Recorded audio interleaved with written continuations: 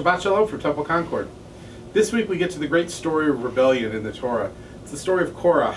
Korach gets upset because he doesn't get to lead and Moses does. And Korach speaks out and goes after Moses and causes a whole hullabaloo. And the commentators have an interesting time with this. On the one hand, there's this focus on the rebellion itself and why the people are going after Moses. And then in a second area that's a little bit less known, but I think really fascinating, is how the rebellion is put down. And Moses ultimately says, fine, Korach, you think you're so hot? You bring your fire pan tomorrow, I'll bring mine, and we'll see which one God wants. Now, there was no way for Moses to know how this was going to work out.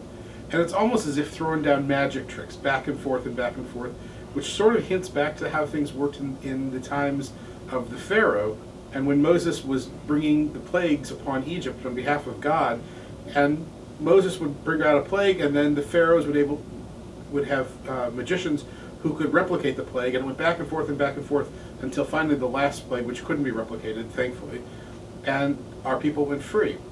So Moses, on the one hand, is sort of reflecting back to this earlier thing. On the other hand, to use magic as the tool to prove is a really interesting idea, because most of us look at magic and think, well, it's sort of hocus pocus and it's entertainment.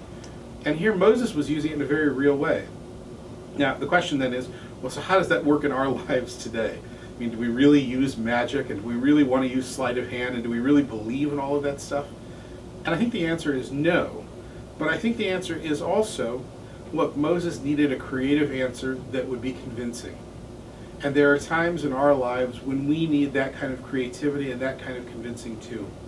There are times when we don't want to believe the facts in front of us, or we need to prove something, and we've got to go in a really unusual, creative way. You know, the rabbi jumping out of an airplane to welcome in the new year. I have an old friend who for Kol Nidre every year wears a tuxedo. Those sorts of things, they sometimes feel a little gimmicky, but they also sometimes kind of bring us into a different idea of how we can understand what's going on in front of us.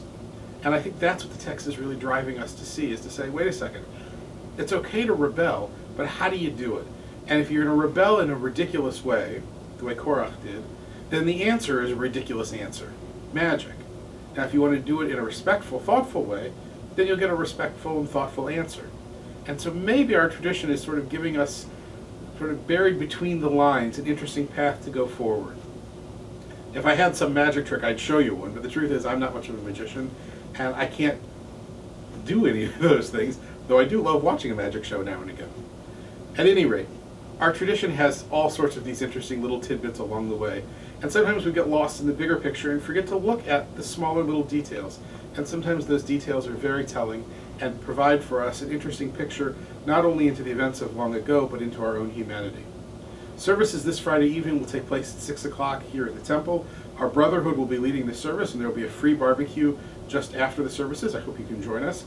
Assuming the weather holds, we'll be outside on the temple lawn, which will be a wonderful setting for both Shabbat and for the dinner. Saturday morning, we'll have our Torah study at 10, preceded, of course, by text study at 9. And at 11, we'll celebrate the bar mitzvah of Nathan Sonnenfeld. Promises to be a wonderful morning, not just for Nathan and his family, but for all of us in the temple family. And next week, the office is open in its usual summer hours, 9 to 3, and Shabbat services will again be next Friday evening. For now, though, I wish you a Shabbat where you realize and recognize not just the big things going on, but look at the little things in the margins, the little things on the side. Actually, if you look closely in our prayer book, you'll see there are little side comments all over the place. There are footnotes on the bottom, and there are side notes on the side. Sometimes it's worth just reading those and skipping what's on the main page, because in doing that, it's like looking at the magic part of the Korach rebellion. You get this wonderful new idea that gets tossed in, and it changes how you see the world, and it changes how we understand ourselves, and how we can better relate with each other and with the text and the tradition. For now, Shabbat Shalom. I wish you a magical Shabbat. Look forward to seeing you at the temple.